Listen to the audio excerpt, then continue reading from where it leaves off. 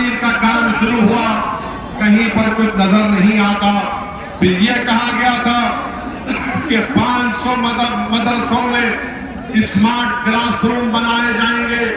बताइए कौन से मदरसे में अशोक गहलोत की सरकार ने 500 मदरसे बनाए?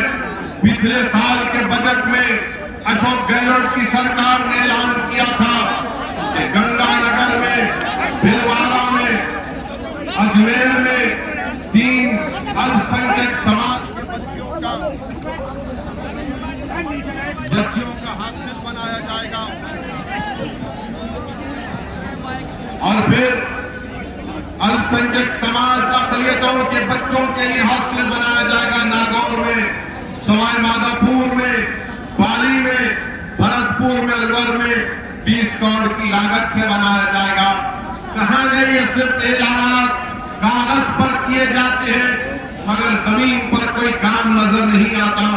मेरी सरदार मां और बहनों, यही लड़ाई हमारी है कि हम सिर्फ जज्बाती तकारीर करके नहीं चले जाते हैं, बल्कि हम हुकूमत से ये सवाल भी करते हैं कि आपने जो ऐलानात किए उसको आपने कहां तक पूरा किया। मेरी सरदार मां और बहनों, मेरे बुजुर्गों, यही बात मैं आपको बताने आया हूं कि आपको और हमको मिलकर राजस्थान की सियासत में एक नए दौर का आगाज करना है।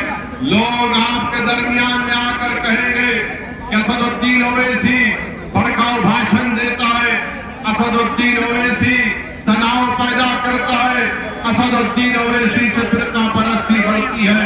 तो नाम है फिरका परस्ती, ऐसे चीजों को मानता हूं। मेरे भाषण से, मेरी सोच में किसी भी समुदाय के खिलाफ ना मैं कभी था, ना कभी रहूंगा इंशाअल्लाह ताला। मेरी लड़ाई यह है कि भारत के संविधान में राइट टू इक्वालिटी एक फंडामेंटल राइट है। अगर सबको हुकूक मिल सकते हैं तो फिर राजस्थान के मुसलमानों को, राजस्थान के दलितों को और राजस्थान के आदिवासियों को क्यों नहीं दिया जाता? यही हमारी लड़ाई है। आज आप देखते हैं कि 5 साल से कांग्रेस की सरकार है, इनके बजट के ऐलानात को मैंने आपके सामने रखा और उसके बावजूद भी कोई ऐलान, जब आप ऐलान 1 साल पहले करते हैं उसके बाद आप देखते हैं कि जमीन पर कुछ नहीं किया जाता। मगर जब चुनाव आएगा तो इनकी जबान से आप जरूर सुनेंगे कि ओवैसी पर यकीन मत करो, ओवैसी वोट काटने आया है।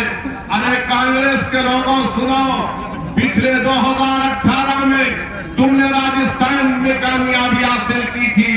जब लोकसभा का इलेक्शन 4-5 महीने के बाद हुआ तो तुम एक लोकसभा की सीट नहीं जीत सके। जब क्या ओवैसी आया था या ओवैसी का जिन आया था?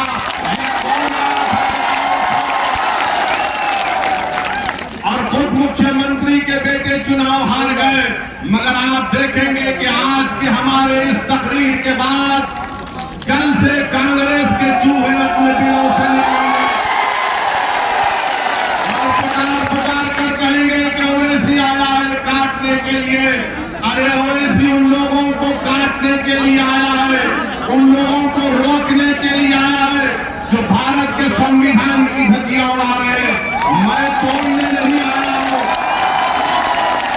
मैं तोड़ने नहीं आया हूं, मैं जोड़ने आया हूं। मैं किसी को काटने नहीं आया हूं, मैं अपना हक लेने आया हूं। मैं नौजवानों के मुस्तकबिल को अच्छा करना चाहता हूं, मैं बुजुर्गों के ख्वाबों को पूरा करना चाहता हूं। हमारी मां और बहनों के आंख में जो आंसू हैं, मैं उन आंख में आंसुओं को पोंछना चाहता हूं।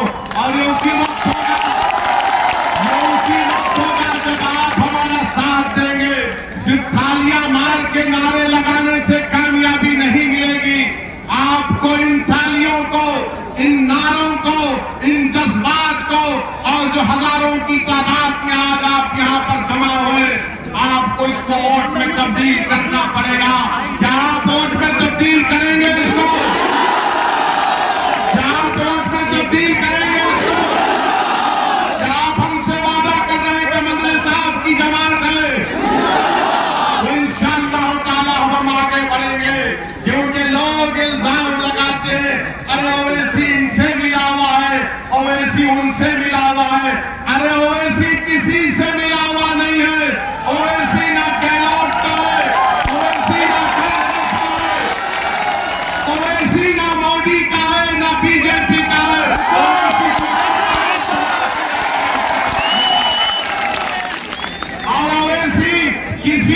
अपना आका मानता है तो मोहम्मद मुस्तफा सल्लल्लाहु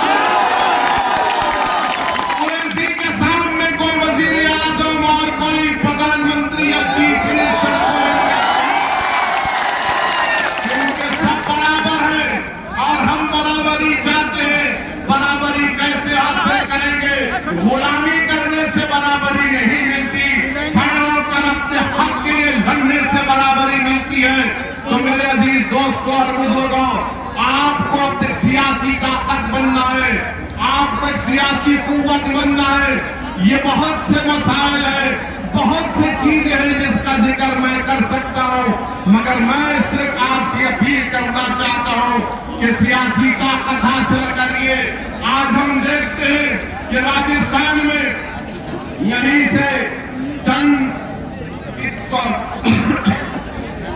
भागमीत में कल जो हादसा हुआ कि जुनैद और नासिर की हत्या कर दी गई, कत्ल कर दिया गया, उनको जलाकर उनकी जली हुई लाशों को उनके गांव को लाया गया। मैं पूछना चाहता हूं राजस्थान की सरकार से, आपने क्या किया जब आपके प्रशासन को जाकर जुनैद और नसीर के जिम्मेदारों ने कहा कि इन बच्चों को यही सरजमीन से किडनैप करके लेकर चले गए हरियाणा में, तो पुलिस का काम क्या था कि पुलिस भी हरकत में आती और राजस्थान के बॉर्डर में इन जालिमों को रोक देती। और जिन्होंने जुनैद और नसीर को मारा, सुनो जालिमों, तुम जुल्म करके जुनैद और नसीर को मार दिए, मगर अल्लाह तुमको, तुम्हारी नस्लों को अल्लाह ने इसको नाबूद करके रखेगा। तुमने जुनैद और नसीर को जलाया नहीं, तुमने इंसानियत को जलाया है। तुमने जुनैद और नसीर का कत्ल नहीं किया, तुमने इंसानियत का कत्ल किया।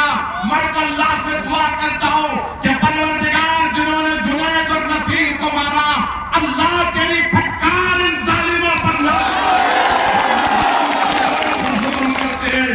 अरे कौन ऐसा ये जालिम लोग हैं कि जो बच्चों को मारते हैं, पीटते हैं, और अफसोस तो हरियाणा की हुकूमत पर होता है।